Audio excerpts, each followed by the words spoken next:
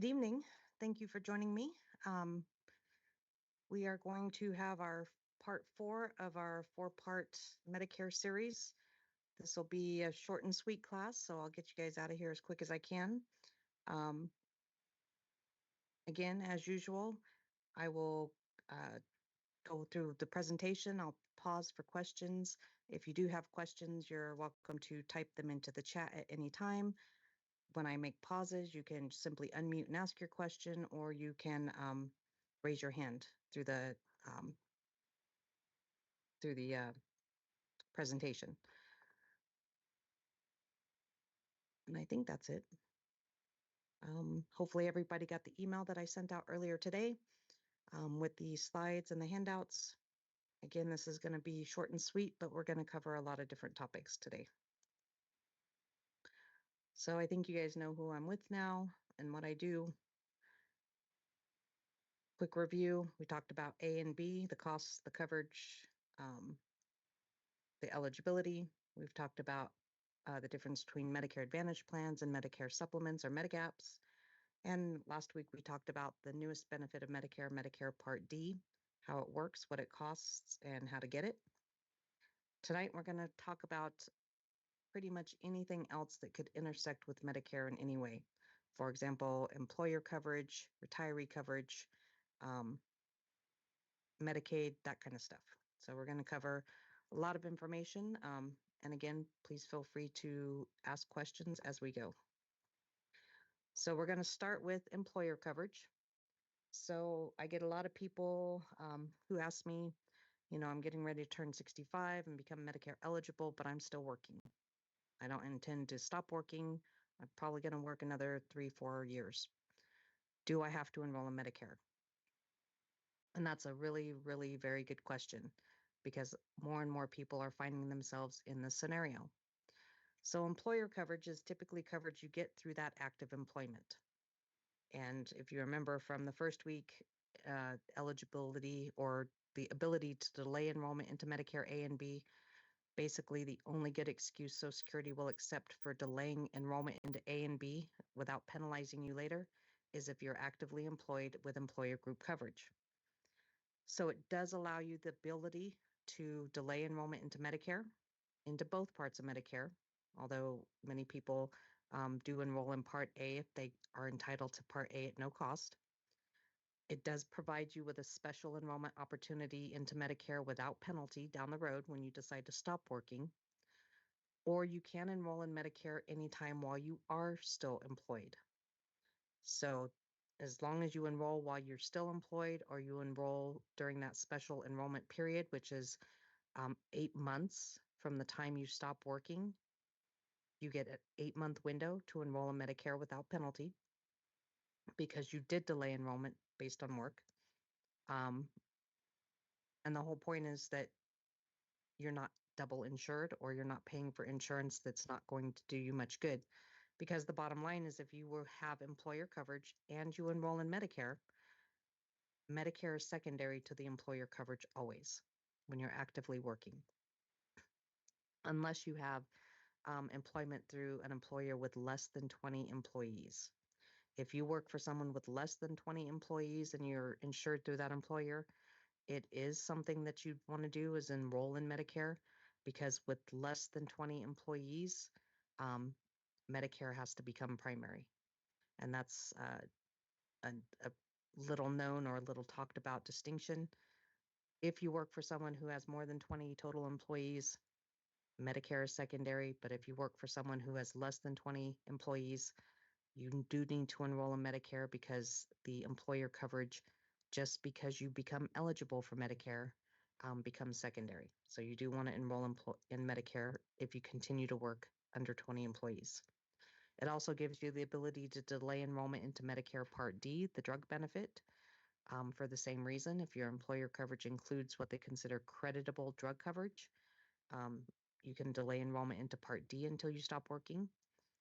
And another thing that everybody should be aware of is employers, when they find out somebody is becoming eligible for Medicare but are going to continue to work, sometimes they think that they're going to do you a favor and pay for your Medicare. They're not allowed to do that. They used to be allowed to do that. They're not allowed to do that anymore. And that's because it's seen as an incentive to get you off the employer coverage, which ultimately saves them money. So they're going to pay a lot less in premiums to pay Medicare for you versus what they were paying to have you on the employer coverage. But for various reasons, that is not allowed. Um, as long as you're actively employed, regardless of eligibility into Medicare, they have to treat you just like a regular employee with all the same benefits and requirements. So Medicare becomes irrelevant to the scenario um, as far as your employer is concerned. But if they're offering to pay for your Medicare premiums or anything like that, that's not something that they're allowed to do. Oops. Sorry. All right. COBRA coverage is coverage that people can become entitled to after employment ends. COBRA stands for the Consolidated Omnibus Budget Reconciliation Act. Basically, it's continuation coverage. So it is like it's like a almost like an emergency coverage. So if your employment ends because you're getting laid off, the company has to downsize, whatever, it allows you to keep that employer coverage for up to an additional 18 months, even though you're no longer employed. So it's kind of a stopgap so that you don't become uninsured. A lot of people take advantage of COBRA if they're transitioning from employment to Medicare. Maybe they decide to retire at 65 or 64, and they've got like 6 months or 8 months before they turn 65 and can get Medicare. COBRA is a good option for many people to be able to continue with health insurance coverage. And essentially, it's the exact same coverage you had when you were working. It is designed to be temporary. 18 months is the average maximum amount of time you can have COBRA coverage, but it can be extended for dependents and spouses in certain situations. So if you have been employed, and this is another good reason to use COBRA, even if even if you're no longer eligible for COBRA, your spouse, your dependents are going to be younger than you. They're not going to be eligible for Medicare. They need to have continuation coverage so that they don't lose health care. So it's a good option in that scenario. Become eligible for COBRA, it's usually when employment ends or the employment has a reduction in work hours that causes you to lose your eligibility for coverage. So usually health coverage is extended to people who have a full 40-hour work week. If your hours are reduced so that you're no longer getting 40 hours, it might also create a situation where you lose eligibility for the health benefits. However, there are some rules that you need to be aware of. Again, it is available to also cover the spouse and the dependents, either because you're losing your employment and they've been insured through you.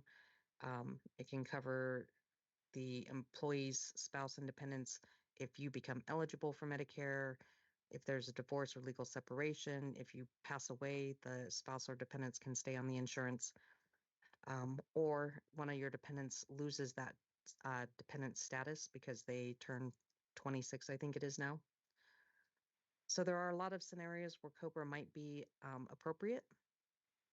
But if you are utilizing COBRA and you are close to becoming Medicare eligible, there are a couple of rules that you need to be very aware of. If you become enrolled in COBRA prior to entitlement to Medicare, so say you no longer work, you took advantage of COBRA, say your Medicare eligibility was prior to that employment ending.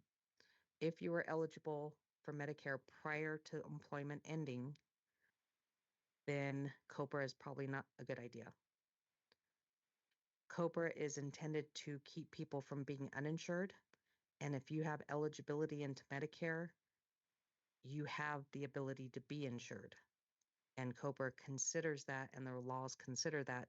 So if you are eligible for Medicare, you should enroll in Medicare instead of enrolling in COBRA. And that makes good sense because Medicare is going to be a lot less expensive than COBRA. Typically, COBRA, which is the continuation of employer coverage, when you go onto COBRA, the employer stops paying their part of the premium that they were paying while you were employed. And you have to start paying the full amount, which could be $800, $1,200 a month or more. Medicare is $200, less than $200. So it is more cost effective to go ahead and just enroll in Medicare. Your spouse and dependents can do COBRA based on your employment and the loss of that employer coverage for them, but you should enroll in Medicare. If you become entitled to Medicare after you're already on COBRA, you probably still shouldn't be on COBRA.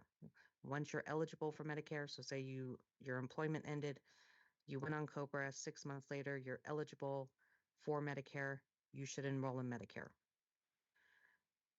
If you do not enroll in Medicare after you're already on COBRA, what could happen is that once the COBRA insurance finds out that you could have had Medicare, the COBRA coverage is suddenly going to stop paying as your primary insurance.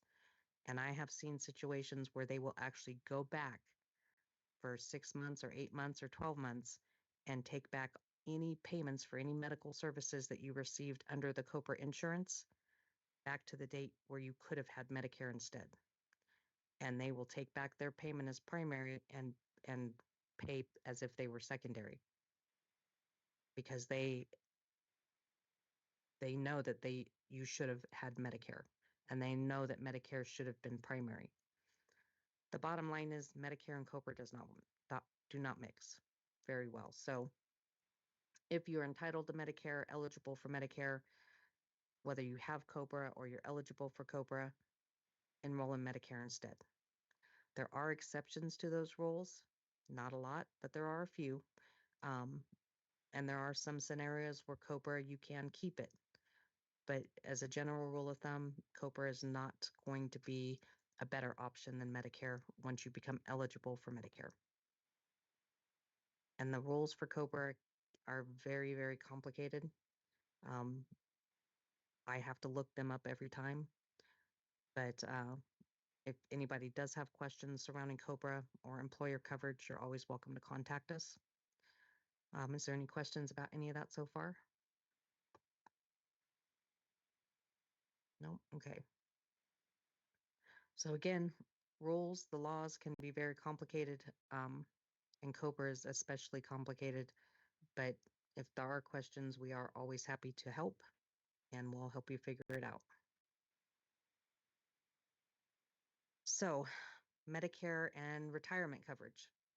If you are lucky enough to have worked for an employer and retired from that employer, and that employer offers health benefits for their retirees who are no longer actively working, and this is becoming harder and harder to find, but it is still something that's available through public service, like federal civil service employment, public employment, PERA.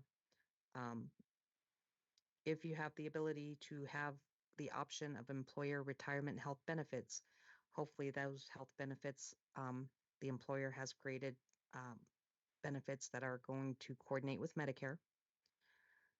But because it is a type of employer coverage, that retirement benefit can look very different depending on the employer. And I have seen all kinds of different ways that employers will structure the health benefits for their retirees, with or without Medicare eligibility. But it becomes increasingly complicated when you have Medicare eligibility. Some employers keep it pretty straightforward. They'll offer you a benefit that is specifically designed to work as secondary coverage to Medicare, so that you have Medicare as primary, you have the employer coverage as secondary. It's low cost, everybody wins. But I have also seen it where employers won't offer health insurance. They'll offer you a subsidy, a pot of money that you can use to pay for your own insurance to supplement Medicare. I've seen it where they contract with a Medicare Advantage plan company, but they'll customize the benefits through that Advantage plan or even a Medicare supplement, and they'll tweak those benefits. And because it's through an employer, they don't have to remain standardized. And they can make those benefits better than what you can buy on the open market. They can make them worse. They can make them more expensive, less expensive. They can enhance the drug coverage. So if it's an employer who's chosen to customize an option, you want to look at those options even a little more carefully. Or they'll just use a third party contractor, like a brokerage, an insurance brokerage, and they'll contract with that brokerage, and that brokerage will, their job will be to reach out to the employees, the retirees, and just offer them whatever they sell. But because it's arranged through the employer, it's usually going to have some sort of advantage to you. It's going to be slightly lower premiums, maybe enhanced drug coverage, something like that. Again, because it's through the employer, it's arranged through the employer, even if the third party is just offering you regular supplements or advantage plans, it's always a good idea to look very carefully to make sure that there's nothing you're missing. There could be advantages, disadvantages, could be more expensive, less expensive. So you really want to make sure you understand what's being offered, and compare that to what else you can get. Or it can be a combination of those things. The one thing you'd want to make sure of is whether or not whatever's being offered to you, if it includes a drug benefit, you want to make sure that that drug benefit is considered what Medicare calls creditable, meaning it's as good or better than what Medicare offers for drug coverage. Most employer coverage is just by default going to be considered creditable compared to Medicare drug coverage. When it comes to the employer plans, you want to make sure, A, that they cover drugs, and if they don't, you'd be allowed to go get a Part D. And if they do cover drugs, is it considered creditable? And again, that goes back to the letter. The employers are required to send all the employees every year that says whether or not the drug coverage through their health benefits is considered creditable as compared to Medicare. So if you have the ability or you have the option of retiree coverage, I do always encourage people to look at those options very carefully. You did work for that company for a long time, you paid into that program, and this is part of the return for all of that work. Sometimes it's more cost effective and beneficial, sometimes it's not. And if anybody has questions about that, I always encourage you to go to your human resources department for any specifics, but we're also always happy to sit down with you and help you better understand what's being offered, how it would work, what it would look like, and compare that to what other options might be available to you, so that you can make an educated decision. Again, you'd want to take into consideration what's being offered versus cost. Is what the employer offering you as a retirement benefit going to have higher premiums than what you could just go out and get on your own, or is it going to have lower premiums? If it has higher premiums, is there more that you're getting for that premium? Did they enhance the drug coverage? Did they reduce the copays? Did they add benefits that aren't typically covered by Medicare? Those are the kinds of things you want to look for and make sure you understand. And if they have those things, make sure you know how to use them. If they're offering you like an HMO type Advantage plan type coverage, you have doctors that you want to continue to use, you would probably want to make sure that those doctors participate with whatever's being offered. For like federal civil service retirees, FEHB program offers a lot of different choices. Sometimes they're more cost effective, sometimes they're not. But for like civil service and for PERA retirees, you paid into those systems for a long time. They're good coverage. Sometimes they're cost effective and worth paying the amount for. Sometimes they're not. That's what we're here for. We're happy to help you go work through that process of making those determinations. And then, of course, you always want to make sure that they are going to coordinate with Medicare. We live in Colorado Springs, obviously. We are surrounded by military bases. So I do talk to a lot of military retirees, and I talk to a lot of people who access the VA. If you are a military retiree, meaning you have put in your 20 or more years and retired from the military with honorable retirement, then you are automatically eligible when you become eligible for Medicare for TriCare for Life. Some retirees may be accessing TriCare Standard or Prime prior to Medicare eligibility, which is not a bad idea. It's good coverage. It's very low cost. Some people have that second career, have employment, have insurance through that employment. So you may not be utilizing TriCare at this time. But when your Medicare goes into effect, if you have TriCare Standard or Prime, or if you are dropping the employment, losing the employer coverage, you will automatically become eligible for TriCare for Life. TriCare for Life was created in 2004, and I spent an entire year convincing retirees that TriCare for Life was a good option for them. This is coverage and benefits that had been promised to the military as part of their service for decades.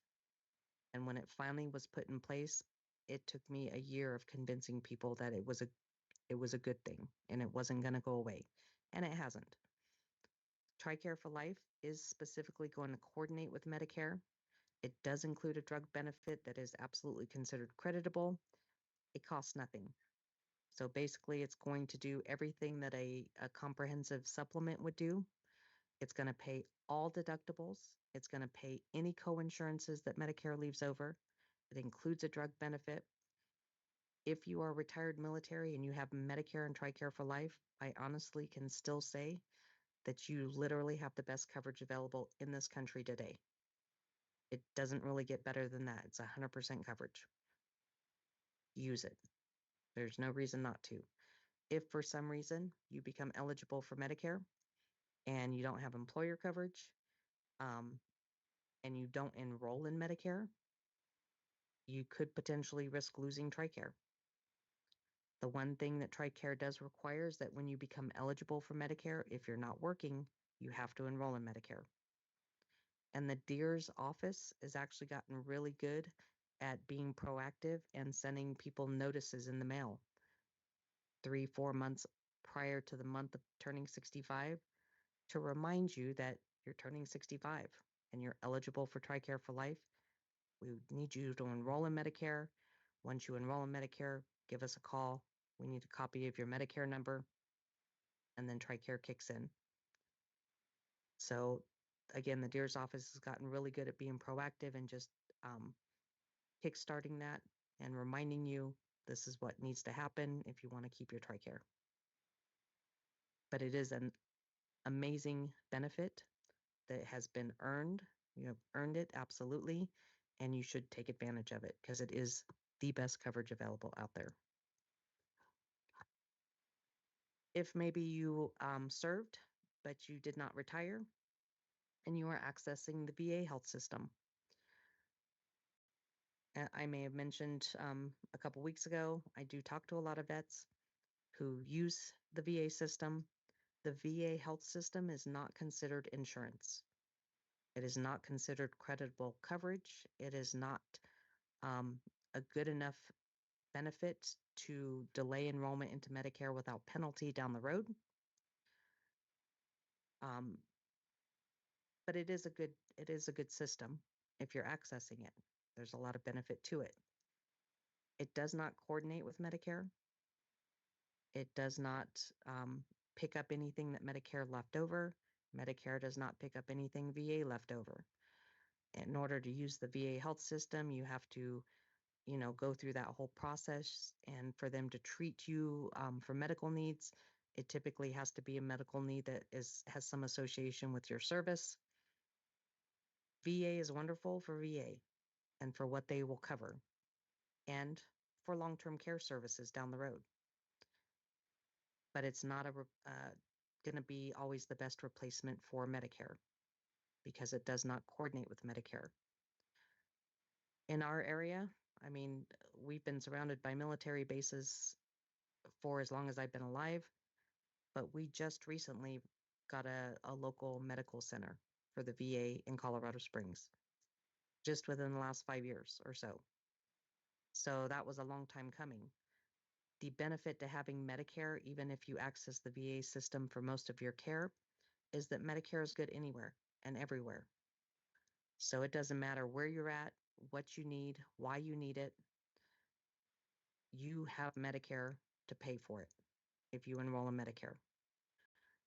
Accessing the VA when you're near a VA facility is great. Low cost, it has its issues, but for the most part, it can take care of you.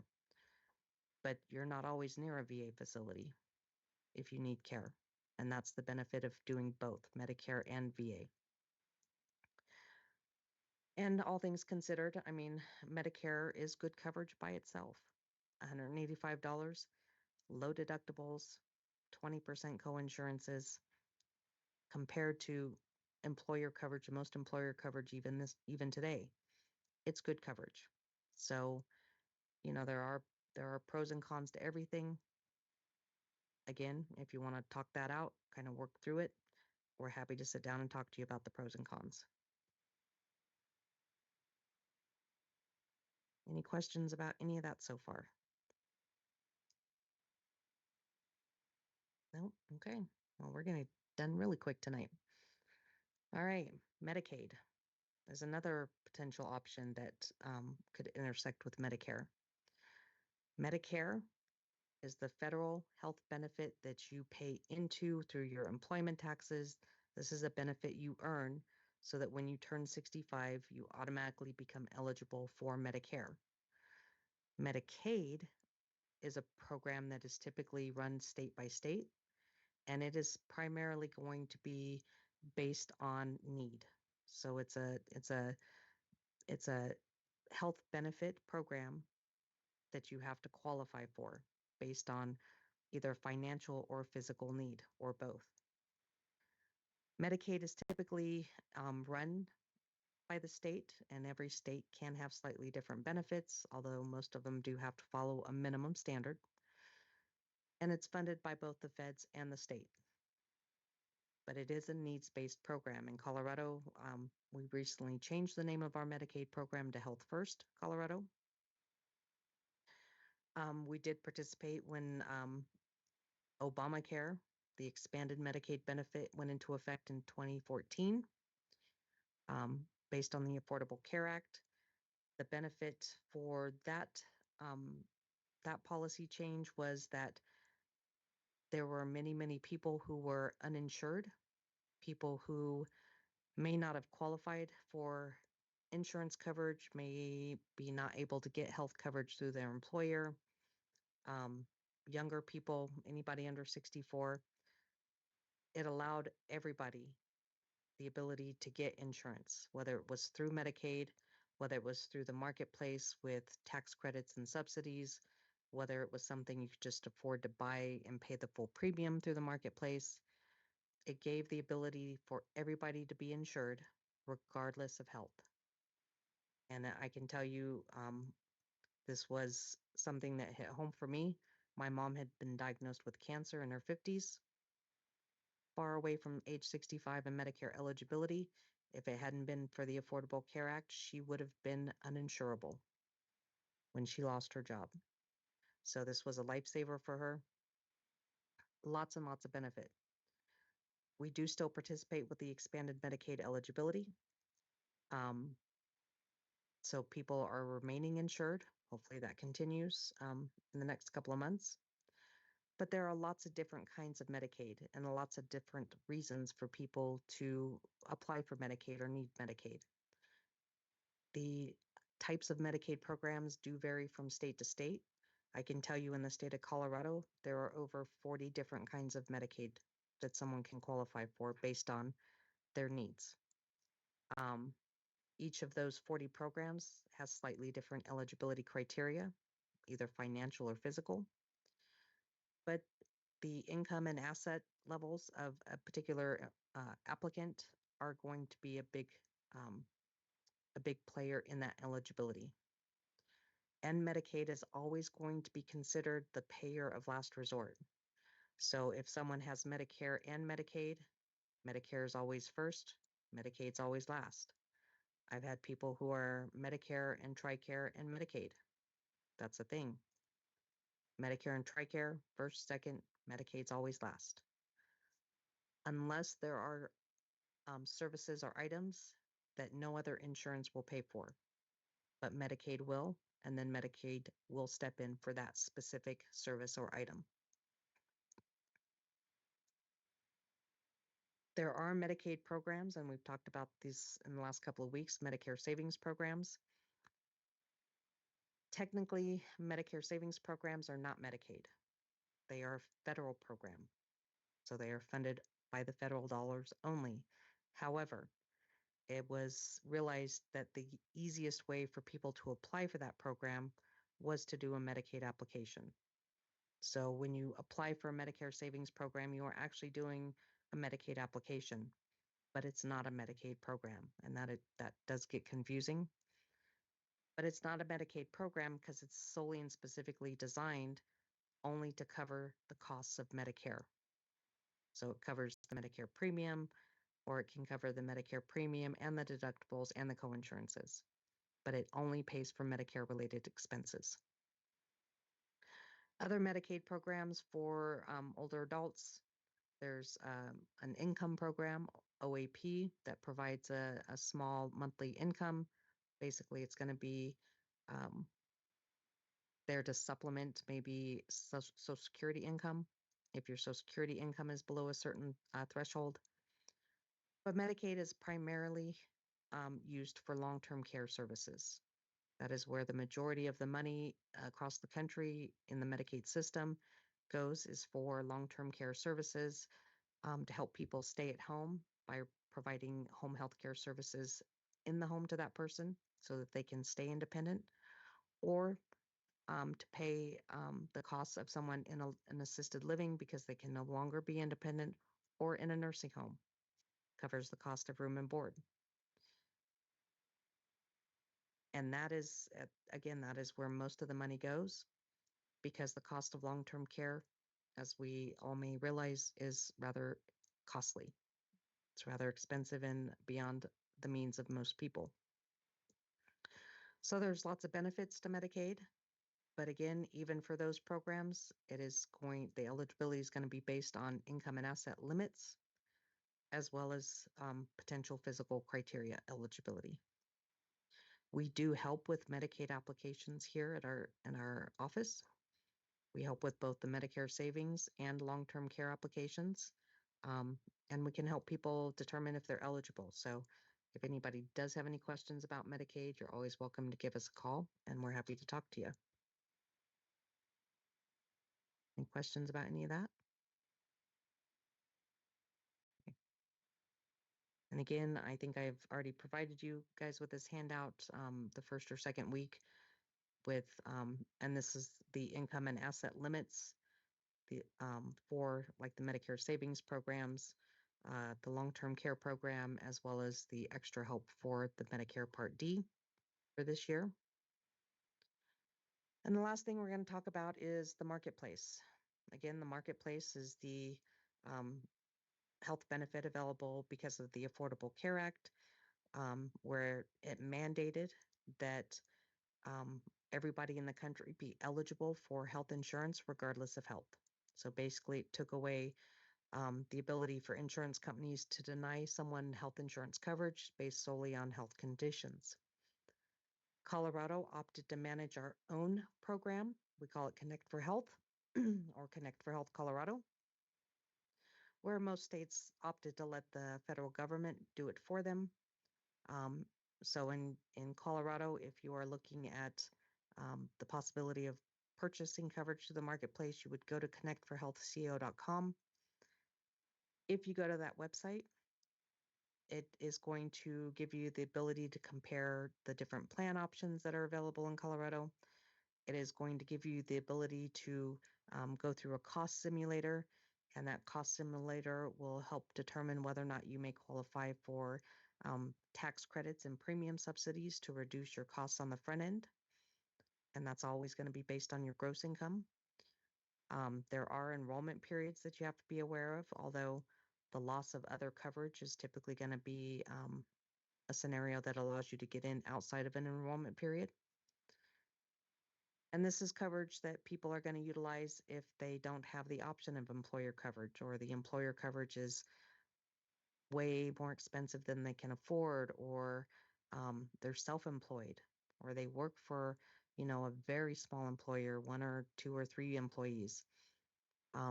Marketplace might be a good place to look for that coverage, because especially for employers and for low income, there is potentially a lot of savings based on subsidies and tax credits. But again, it was another way that people who would otherwise be uninsured have the ability to get insurance because it was mandated. Some do's and don'ts when it comes to Marketplace. Typically, Medicare and Marketplace are not going to mix. The exception to that rule is if you are not entitled to Medicare Part A at no cost, you have to pay a premium for it. It may be cheaper to stay on the Marketplace coverage or to get Marketplace coverage than it would be to buy Medicare Part A and B. Because Medicare Part A premium this year is around $500.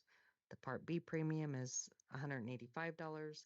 So already you're looking at about $700 a month, whereas you could potentially go to the Marketplace and find coverage for less. It is illegal for someone to sell you a Marketplace policy if they know you have Medicare. Because if you have Medicare, you cannot have Marketplace. But you can potentially, in that scenario, have Marketplace instead of Medicare. If you're entitled to Medicare Part A at no cost, you could stay on Marketplace. I don't recommend it. But if you were getting tax credits or premium subsidies, those go away because of Medicare. If you are not enrolled in Medicare and you are not collecting a Social Security income, you cannot use Marketplace instead of Medicare. If you are not eligible, if you are not eligible for Medicare Part A for free, or are paying for Part A, you can drop the Marketplace coverage and you can drop Medicare again because it's so expensive and use Marketplace instead, but you wouldn't get the tax subsidies or the tax credits or premium subsidies. And it is not considered creditable. So if you continue with Marketplace coverage when you become eligible for Medicare and you wait a year down the road and then you enroll in Medicare, you're not going to avoid a late enrollment penalty because you had the Marketplace. It's not going to be considered creditable to avoid late enrollment penalties into Medicare. What people with Medicare can do, though, is go to the Marketplace to shop for dental and vision coverage. And you can do a comparison for just dental coverage or dental and vision coverage.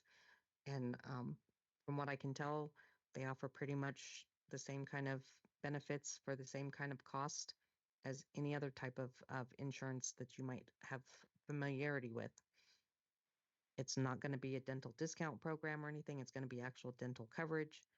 That dental coverage may come with, say, a 12-month wait period to get anything more comprehensive than a cleaning and an x-ray, but it's only going to cost you $30 or $40 a month for self or family. So it's a good place to kind of shop around for that kind of benefit if you are on Medicare. And that's because Medicare doesn't cover dental, so they don't care where or how you get that.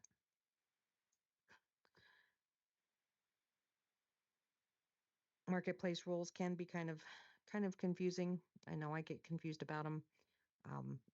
They don't change very often, but there are a lot of them, and they're kind of complex. I do have a counselor who does stay up on all those rules and all those changes. If anybody does have questions about Marketplace coverage or transitioning from Marketplace coverage to Medicare, you're always welcome to call us. And that is all I have for you tonight. Any questions before we finish up? Going once, going twice. All right.